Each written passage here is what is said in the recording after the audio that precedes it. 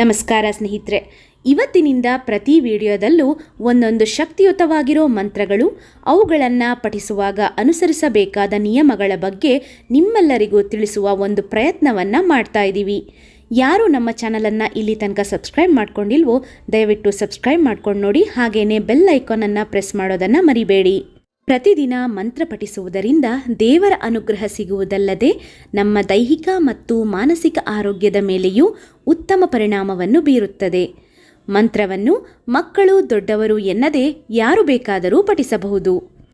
ಮೊದಲು ವಿಘ್ನ ವಿನಾಶಕ ಗಣಪತಿಗೆ ವಂದಿಸುತ್ತಾ ಸಕಲ ಸಂಕಷ್ಟ ನಾಶಕ ಗಣಪತಿ ಮಂತ್ರದ ಬಗ್ಗೆ ತಿಳಿಯೋಣ. ಇದು ಗಣೇಶ ಮೂಲ ಮಂತ್ರವೂ ಹೌದು. ಈ ಮಂತ್ರವನ್ನು ಪ್ರತಿದಿನ 21 ಅಥವಾ 108 ಬಾರಿ ಪಠಿಸುವುದರಿಂದ ಜೀವನದಲ್ಲಿ ಶಾಂತಿ, ಅದೃಷ್ಟ ಮತ್ತು ಯಶಸ್ಸನ್ನು ಕಾಣಬಹುದು. ಹಾಗಾದರೆ ತಡವೇಕೆ? ಬನ್ನಿ ಈ ಮಂತ್ರದ ಬಗ್ಗೆ ತಿಳಿಯೋಣ. ಓಂ ಶ್ರೀಂ ಹ್ರೀಂ ಕ್ಲೀಂ ಕ್ಲೌಂ ಗಂ ಗಣಪತಯೇ ವರವರದ ಸರ್ವಜನಮ್ಮೆ ವಶಮಾನಯ ಸ್ವಾಹಾ.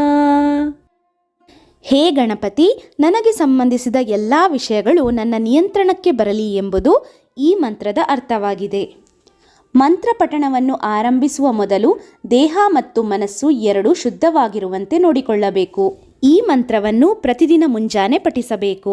ಕನಿಷ್ಠ 21 ಅಥವಾ 108 ಬಾರಿ ಪಠಿಸುವುದರಿಂದ ನಮ್ಮ ಜೀವನದಲ್ಲಿ ಶಾಂತಿ, ಅದೃಷ್ಟ ಮತ್ತು ಯಶಸ್ಸನ್ನು ಪಡೆಯಬಹುದು.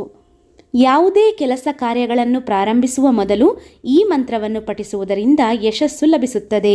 ವಿದ್ಯಾರ್ಥಿಗಳು ಪ್ರತಿದಿನವೂ ಈ ಮಂತ್ರವನ್ನು ಪಠಿಸುವುದರಿಂದ ವಿದ್ಯೆಯಲ್ಲಿ ಯಶಸ್ಸು ಲಭಿಸುತ್ತದೆ. ವಿಡಿಯೋ ನೋಡಿದ್ದಕ್ಕಾಗಿ ಎಲ್ಲರಿಗೂ ಧನ್ಯವಾದಗಳು.